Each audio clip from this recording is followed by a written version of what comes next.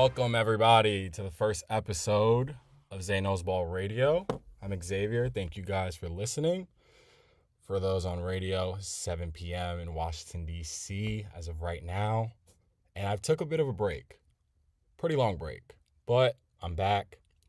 This is going to be a revamped version of the podcast. But we're live this time. Now, as of the last time we did this video, or the last time we did this podcast, the NBA was in its dead state where not much was happening, not many offseason moves were going on. But now we are a little under or right about at a month until the NBA season. So things are starting to pick up. Training camp's coming soon. Preseason will be starting in the beginning of October. So we've got some stuff to talk about. Now, I seen this report from Bleacher Report earlier today to describe every NBA team in one word. But before we get to that, make sure you guys subscribe if you guys want to hear more. I'm not a YouTuber, but if you want to listen, you want to see these every week, show me some support. I really appreciate it. Now, like I just said, describe every NBA team's title chances in one word. Now, this was hard to do, I'll be honest, because there's a lot of teams where I was like, they are not winning no damn NBA championship this year. And there's some other teams where it's like, yeah, I can see it. Maybe I can't. Let's see how this goes. Now, if your team is mentioned here and you don't like how I'm describing it, well, just hear me out. Hear me out. If you still don't like it, cool.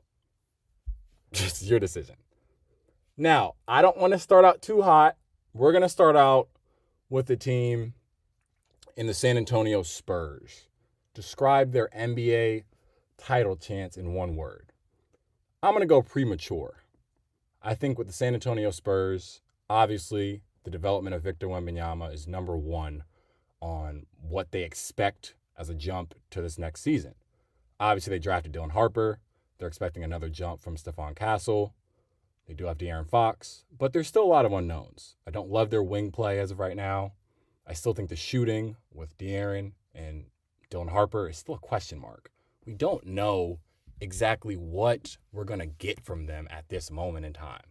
I still think they can make a jump, but that jump would have to be such a jump that they would go from a non-playoff team, a fringe play-in team, to an NBA champion, which we have seen, but premature.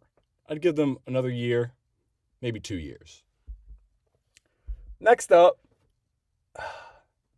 see, this one was tough. And there's a lot of variables that go into this, but considering where they are in their conference and how depleted their conference is, it made me want to change this up, but I can't do it. The New York Knicks.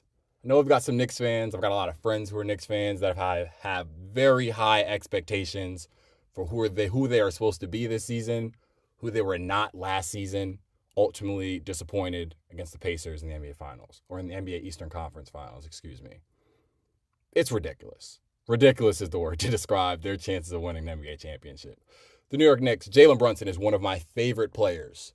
I talk about this to my friends all the time about how I think Jalen Brunson is still underrated as an overall player. People understand that he could score, but there's still questions about, is he a lead guy on a championship team, which I still don't understand how people don't think he is. He's undersized. He's not flashy. He doesn't have the handles of Kyrie. He doesn't have the shooting of Steph. But at this point in time, he is one of the 3 best lead guards in the NBA because of, again, where he can lead his team and some of the deficiencies that are on his team he cannot cover up. But I still question, again, how is Mike Brown going to change this offense? Is it still going to be Jalen Brunson-centric? Are they going to involve Cat in the playoffs when it's clearly just Jalen Brunson iso ball? Okay, if that's not there, OG or Mikal create something. Or if not, Cat shoot a tough step-back 3. I still don't get it yet. I still don't love I like Mitchell Robinson as a rim protector, but when Cat has to play the 5, I still question him defensively with him and Brunson out there.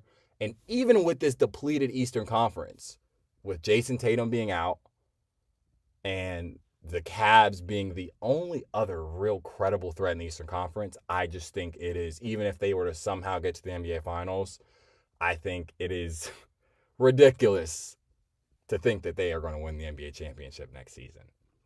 Next up, the team that won the NBA championship last year, the Oklahoma City Thunder. They seemingly have the same exact team, hoping for a jump from Chet Holmgren offensively, more growth from Jalen Williams, and then Shea continue to be the MVP and one of the 3 to 4 best players in the league. Expected. I'd describe them as expected. They are expected to be in the same spot, or at the bare minimum, in the NBA Finals again next year. If they're not, that'd be considered a disappointment. Because again, the most of their team is under 26 years old. So everything from there is expected to increase. Their plays are expected to get better, not worse. And at this point in time, if they are not in the NBA Finals, I would be pleasantly shocked at this point.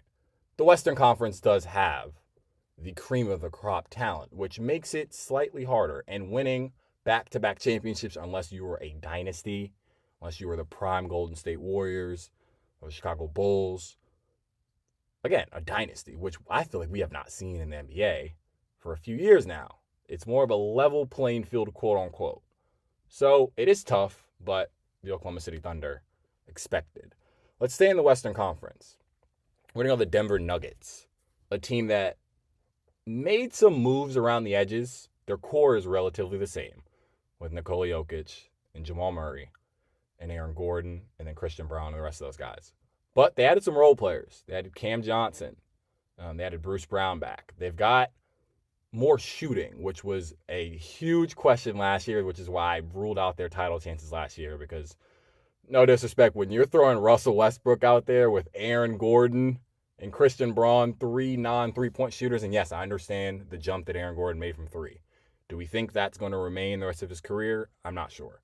But they addressed the shooting, and as long as you have Nikola Jokic on your team, it is possible that they win the NBA championship. Possible is going to be my word for the Denver Nuggets. Again, I expect Jokic to still be the best player in the league. Not sold on Jamal Murray as being a number 2. I know he won a championship doing it, but in the regular season, it's just like you don't even recognize that guy. So if you're getting that guy for 4 to 5 games in the playoffs, but you don't get that guy the rest of the regular season, I am just not sold. I'm not sold on him, but I'm sold on Jokic. And I'm sold on some of their offseason additions. So possible for the Denver Nuggets. Next up, we're going to go to the Eastern Conference team that at this point is considered the favorite, but among most NBA fans, they will not believe in this team until we see it. The Cleveland Cavaliers. Unrealistic.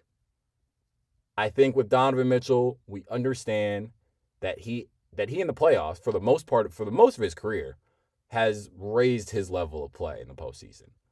But the other guys, the 2 other X factors for the Cleveland Cavaliers, have not stepped up in the postseason. And I still don't really think has made that jump to really help Donovan Mitchell late in playoff series. And that's Darius Garland and Evan Mobley. With Evan Mobley, we've seen a jump last year offensively where he was shooting more 3-pointers. Obviously, he's an all-world defender, but that offensive jump to where can he get to 20 points a game? That's going to be the step that gets Cleveland in that real title contention stance. Because last year they were so good in the regular season. And you've seen in the playoffs where Mobley still struggled to really make any impact on the game offensively. And Darius Garland, we've seen the inconsistencies with Darius Garland for a few years now, to where once they get in that playoff game, play-in game spot, it's like Darius Garland goes 3 for 15, Donovan Mitchell has to score 30, and then they lose.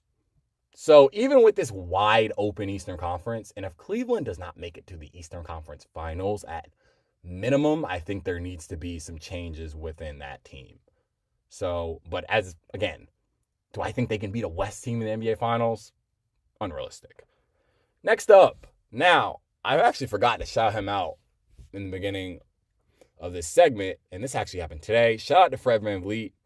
He suffered an injury that ultimately is probably going to keep him out for most of the season, and he is a key piece to Houston. Again, he is, regardless of where you think of him as a point guard in the league, Fred VanVleet is one of the most stable and consistent point guards, considering you know what you're going to get from him. Obviously, the shooting splits can go up and down, but he's someone that can run your offense, and Houston needs him. They need him because as of right now, their guard depth is not great. I like Amin. I think he's an excellent young all-around player. Is he ready to lead your team as the lead guard in a playoff series? I don't know yet. He very well could be. I don't know yet. I just haven't seen it. We've seen Fred in the biggest of spots to be able to get guys to their spots, get players open shots, get KD the ball, get these guys the ball. I don't know if Amin can do it yet. Reed didn't even play last year, so I don't even – if any Rockets fans want to say Reed, sure. But that's even more of a long shot. So with Houston, I think it is unlikely. If they had Fred VanVleet, I would say they'd be more in the hunt. It's possible. But as of right now, without Fred, and based on the guards on the market, it is Russell Westbrook on the market. And we might like, the KD and Russ reunion. Sure, nostalgia is one hell of a drug because Russell Westbrook on a team that already struggles with spacing seems like even more of a disaster. They do not need Russell Westbrook. They can use Chris Paul right now, but he's on the Clippers. Until they get a point guard and until I see something that changes there, I can't really consider them a chance or a credible threat to win the title. I just can't do it yet. I can't do it. Next up, the Minnesota Timberwolves. And I'm an Ant guy, I'll be honest. I think Ant made another jump in terms of his three-point shooting this year. His playmaking made a jump, even though in some playoff series I still question when he gets double-teamed, can he make the right play instead of trying to shoot over two guys or force the issue? But my issue isn't with Ant. It's, again, the guard play. And my word to describe them before I keep going, unimaginable. I can't imagine a situation where I see the Wolves winning 4 playoff series against that daunted Western Conference. I think they can have some series where they shock people. The past 2 years, they've done it. Again, 2 years ago against Phoenix, no one thought the Wolves would win. No one. When they had Book and KD and Beal, no one thought they would win. They did it pretty convincingly. Last year, against the Lakers, LeBron and Luka, no one thought they would win. And they somehow got there again. So do I think they could pull off one of those type of victories again? Sure. But unfortunately, what I think is the reality is when they win those series like that, Ant has so much taken out of him because he has to do so much for that team that they don't really have much left. And Mike Conley, he is ancient at this point. Like, I like Mike Conley. Something's got to happen there. And I like Rob too.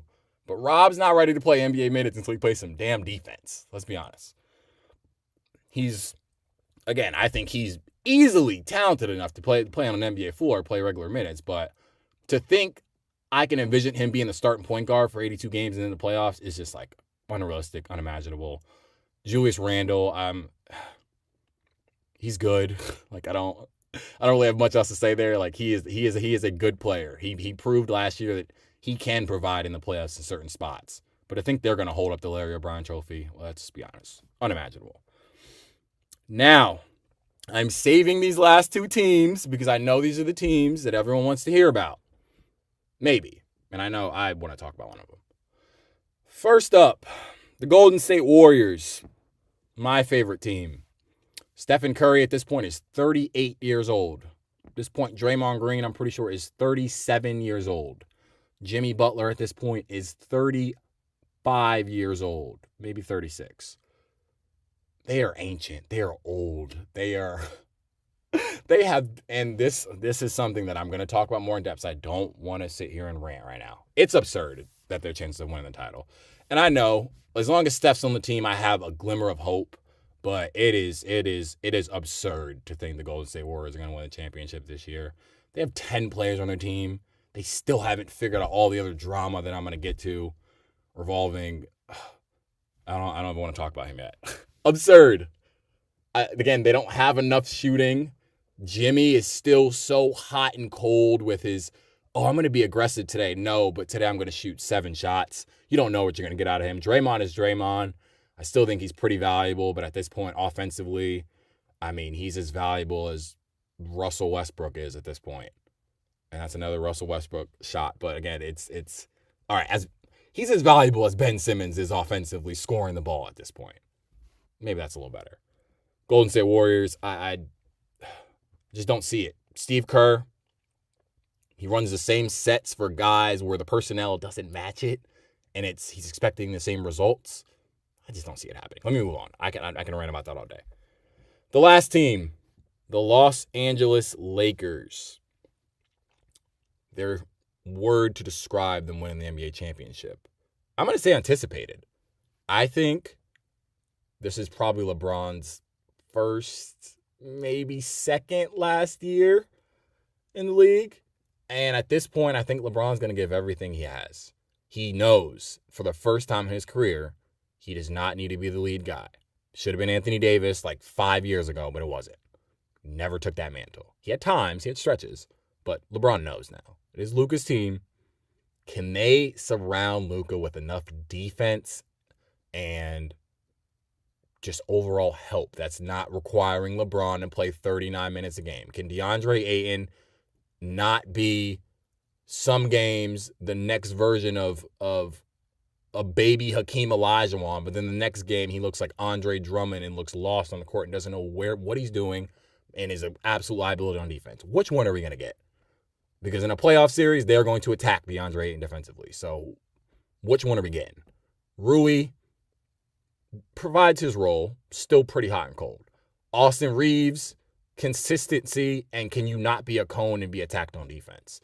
That will determine the Lakers' fate. I think it's anticipated. I think at this point they can be considered one of the 2 to 3 best teams in the Western Conference. And then when you get in a playoff series, a lot of times people throw X's and O's out the window. They're like, are your 2 to 3 best guys better than my 2 to 3 best guys? And in 99% of scenarios, when you do that with the Lakers, they have the 2 best guys.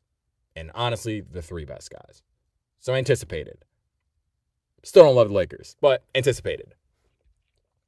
That's going to be, yeah, I think I got that right. It was tough describing some of these teams because you obviously want to give some other teams a shot, even though I really think that some of these teams don't have much of a shot. But, again, especially in the Eastern Conference, it is absolutely wide open. So we will see what happens.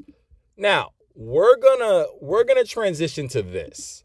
And this is something that I mentioned a little earlier on when I was talking about the Golden State Warriors and my frustrations with their offseason and what they have failed to do.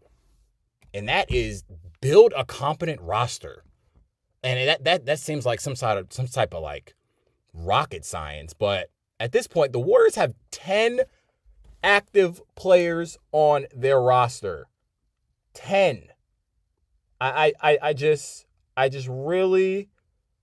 really struggle to understand what is going on here.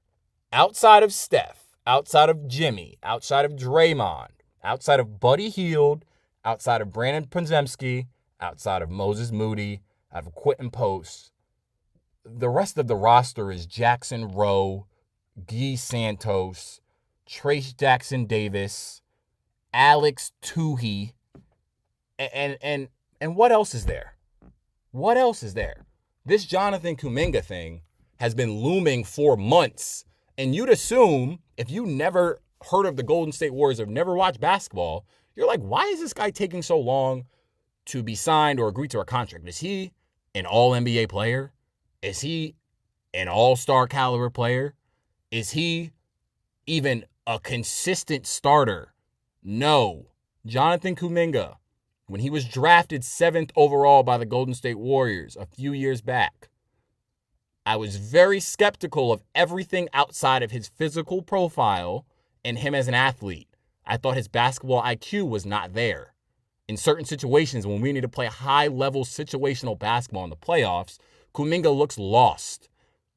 Defensively, when that's supposed to be his calling card because of his physical attributes.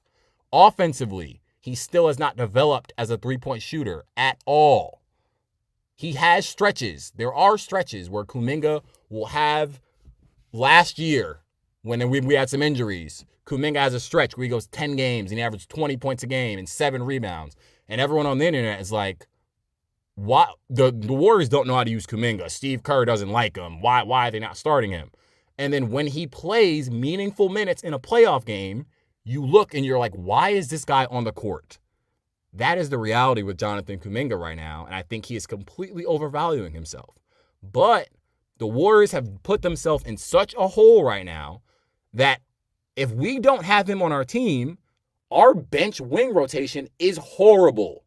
So we don't have much of a choice. We don't. He's a restricted free agent. Now, we could let the Kings sign him and not have a player, and then essentially that would be a lose-lose for both situations. But unfortunately, since our flexibility is very limited because we just paid Jimmy Butler $55 million, we don't have room to address what Kuminga's loss might add. What would happen if we lost Kuminga? We don't have time to replace him. We don't. So at this moment in time, I am just very frustrated with the Warriors' inability to surround Steph with quality playoff level talent. I do think, and I did forgot to mention, D'Anthony Melton, as of the last time I checked, is still on the roster. He tore his ACL last year. He will provide some help. Yes, I get it. But again, with Jonathan Kuminga, the Warriors community has expected a jump from Jonathan Kuminga from at least the 2024 NBA season. And when I say jump, I mean, can you be a 15 to 16 point a game guy, can switch multiple positions, be very good defensively, and play your role in situational basketball? And he's proved he can do that sometimes. But with the Warriors, sometimes it's not good enough. Steph and Draymond and Jimmy are on similar timelines. And at this point, it is not like, oh, when they retire, we'll give the keys to Jonathan Kuminga. What has he proved to be given the keys? Yeah, he hasn't proved it yet. And I'm not all here to dump on Kuminga. Because Moses Moody gives me some of the same frustrations as the 13th overall pick. Even though I don't really give him as much of the blame because it was expected for him to be a role player when he came in. Kuminga, we expected more than that. And I think that it is frustrating that Steph, again, is going to have to deal with a lackluster bench, not much scoring help outside Jimmy, who decides to play when he wants to, and everything else after it is meh. It's really frustrating. But maybe Steph can have one more MVP type year. I really don't know. Again, Al Horford, I forgot. Yeah, he's there too. Cool. He'll provide another big man. Cool. That's all I have to say about Al Horford. Next up, we're going to move on.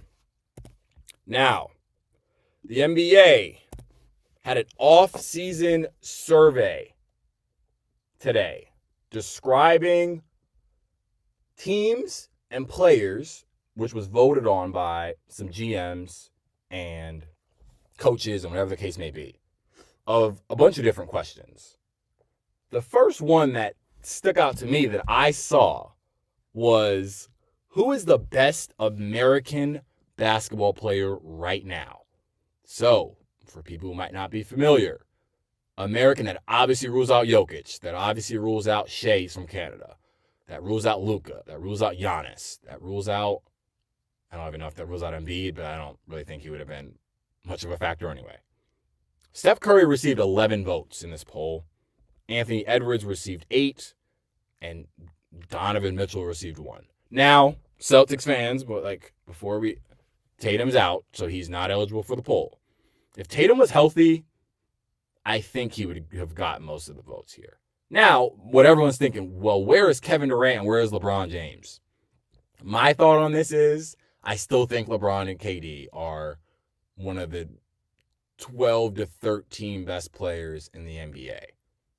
Do I think there's a gap between Steph and those two? I do not. Do I agree where Steph is at this current moment? I don't. Because this one's tricky. This one is tricky. If I had to say right now, I am between Anthony Davis and Jalen Brunson being the two best American basketball players in the world right now. Both over Anthony Edwards. If you made me choose right now, I'd probably say Anthony Davis is the best American player in the world right now. I still think his two-way ability is probably the best in the league. Could still get you 27 a game. He's proven to be a little bit more durable, a little bit. And I would take him over Ant. I'd take him slightly over Jalen Brunson. But if Jason Tatum was playing, I think Jason Tatum would be clear here.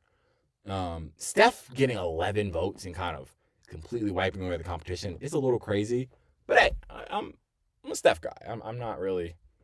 I ain't going to argue with you. All right. The next question, or the next one that I thought was pretty interesting is, who will be the best American player in 5 years from now? So that would put us in the 2030-2031 NBA season. Now, the first, I guess, natural thought is, well, are we thinking about guys who have not even come into the league yet? Are we thinking about AJ DeBanza? Are we thinking about Darren Peterson? Again, I haven't even seen them play a game on a college court, so I'm only going to factor in, and I think that's what this poll did, it's factor players who are already in the league. Anthony Edwards received 11 votes. Cooper Flagg received 5 votes. Jason Tatum received 2 votes. Paulo Banchero received 1 vote.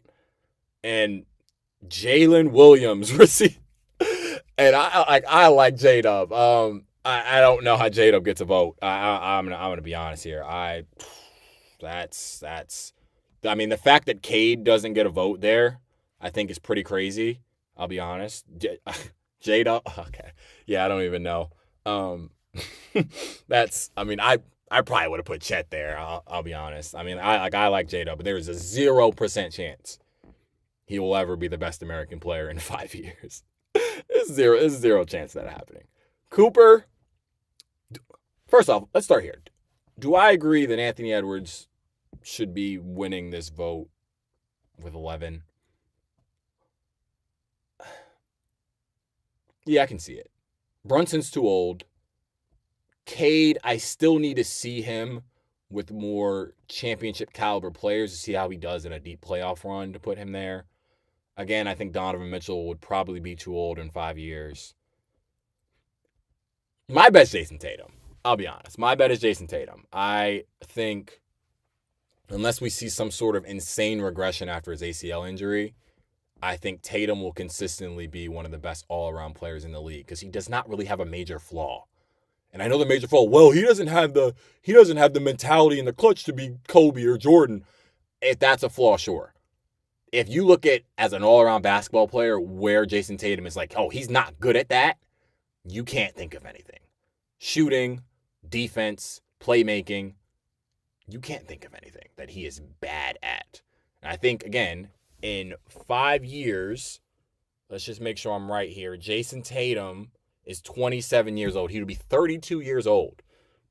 I still think that in the NBA, that is considered probably in your prime, probably late prime, but I still think Tatum would be in his prime at that point. So I don't hate that at all. Tatum would be my vote there. Next up, and I think this one is very... I don't really know how I feel about this one. But we're going to tackle it anyway. Who will be the best NBA player in 2030? Now, this is not American players, just players, period. The votes: Victor Wembanyama, 16 votes. Luka Doncic, 2 votes. Shai Gilgeous-Alexander, 1 vote. Jason Tatum, 1 vote. Now, obviously, Victor is the answer. Well, it's like, well, if he stays healthy, well, we have to apply health to this, don't we?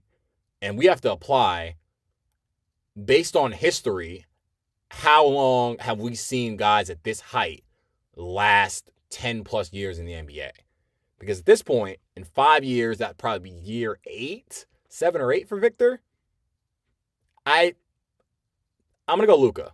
I'm going to go Luka here. I think Luka in LA, under this, it looks like, revamped diet of his, Luka will continue. I don't see, there's nothing that can indicate to me that Luka's production would fall off based on even how he plays. He doesn't rely on athleticism. He doesn't rely on explosiveness that can change with a few injuries. Luka is my vote. Now, if Shea wins another title and maybe another MVP and he's still in this area, and 5 years from now, 5 years from now, Chet and J Will are still evolving and they are top 10 to 15 players, and Shea is consistently who he's been, sure. My guess here, though, would be Luka. I'm still not sold on the long-term durability of Wemby. And even if he's playing, I still think I would rather have Luka lead my franchise at this current moment, and I think in 5 years from now. It's interesting. Again, a lot of these were, and there were a few others. I think a lot of these were just like rookies and MVP voting, which we'll do closer to the season. But those were the ones that stuck out to me.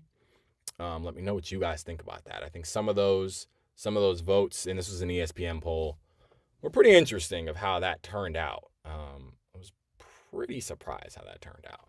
But before we get to this last segment, we're going to head to a quick break, and when we come back, we will do some NBA player futures, looking at some lines that I like, some lines that I don't like for the upcoming season. Be right back.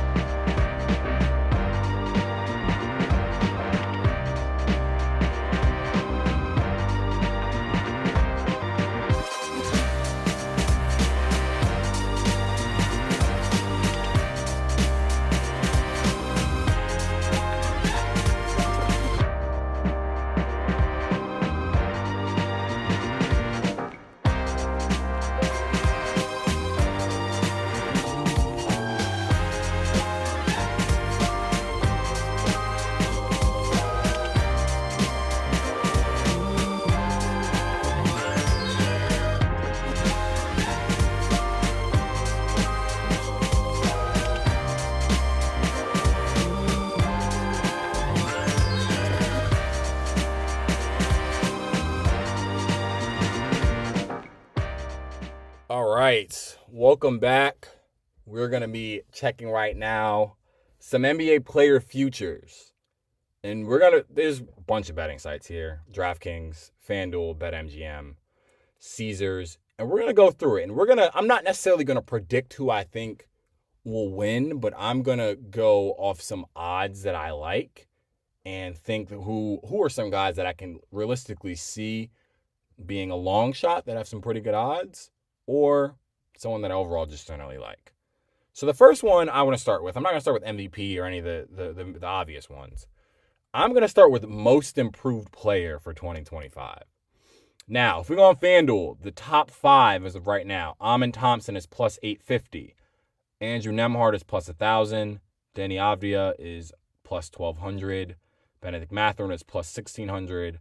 And Asar Thompson is plus 1,600. Now, with the odds, if you don't know what that means, for Amin Thompson, plus 850. If I were to bet $10, I would win 85. If I were to bet $100, I would win 850. So on and so forth. If I bet $1, I would win $8.50. Got it. Next, what do I think about this? What do I think? Because obviously Amin is the guy, especially with Fred being out now, he has so much more responsibility for his team, especially in terms of ball handler duties, that I think this could lead to an even bigger jump in his assist numbers and his usage rate, which could make his numbers be eligible for this award. Again, I don't love this award because, again, they like to give this award to rookies who enter their second season and make an obvious jump, and it's like, well, is that not what they're supposed to do? Or is that someone who's the number 1 overall pick in the draft and that was expected of them? That's why I don't love it. But for these odds, I don't think they're that bad because they don't really have many second-year players on here. I'll be honest. I like Benedict Mathurin here. I'll be honest. The Pacers, without Tyrese Halliburton for this entire year, they're going to struggle with offensive creation from their guards and wings. Pascal's going to honestly have to take on much more responsibility as a ball handler. I like TJ McConnell, but again, he has a very limited ceiling. But with Mathurin, he can be the wing guy that can jump to 18, 19 points a game next year simply because there are so many shots freed up here. Again, you could argue, okay, without Hallie setting him up, a lot of his looks are going to be tougher, sure. But just in overall, in terms of volume, that's going to increase. I think Mathurin has the most realistic shot in terms of opportunity. Denny, I don't see it. Asar, again, that's still Cade's team. They've still got guys there. I like Benedict Mathurin at plus 1,600. I don't think that's crazy at all. Caesars has Jonathan Kuminga at plus 900. Who's going to tell him? Next up, let's do, before we do MVP, let's do, that's boring. That's boring too. Let's do Rookie of the Year. Rookie of the Year, as of right now, wow, these are, okay. So FanDuel's got Cooper Flag at minus 195, Trey Johnson at plus 850, Dylan Harper plus 1,000, VJ Edgecombe plus 1,300, and Ace Bailey plus 1,500. I don't think it's going to be Cooper, actually. I just don't think he's going to have the opportunity that some of these other guys are going to get. And I think Trey Johnson will at plus 850. I think Trey Johnson instantly, if he's not the starter, it'll take a few weeks. They need him. They need his offense in the lineup. And I can realistically see Trey Johnson scoring 17, 18 a game. Might not be on great efficiency, but he'll have the opportunity to win this award in year one and give the Wizards some sort of direction that they've been lacking for forever now. Last one, the MVP. Now, like I said, I'm not going off guys who I think is going to win because I could be like Jokic or Shea. As of right now, the lines on FanDuel, Shea's plus 150, Jokic plus 350, Luka plus 380, Giannis plus 1,200, and Victor plus 1,200. Now, I want to go down a little bit more. Anthony Edwards is plus 2,500. See, if I said Jalen Brunson could be the MVP of the league, people would call me absolutely insane. But if the Knicks win, if they win 55 to 60 games and they're the 1 seed, can Jalen Brunson not be the MVP of the league? For the odds that we're getting here, with Ant, I don't think the Wolves can be a top 2 to 3 seed. So I think that automatically disqualifies you. Same thing with the Bucks with Giannis, and the same thing with the Spurs with Wemby. And then it's obviously the Jokic, Luka, and Shea pick. Jalen Brunson is my dark horse. Yeah, I said it. I think he could, again, he could lead the league in scoring, average 30. The Knicks are a top. They probably have to be the 1 seed, I'll be honest, in the East for him to win it. But plausible. Very plausible. I think so. And that's my dark horse. That's not who I'm picking to win it. But if you ask me to go down a list of guys outside the obvious guys, who could I see winning it? I think Brunson could do it. I think he's going to have the team success. I think he's going to have the individual success. And yeah, why not? That's going to cap it off.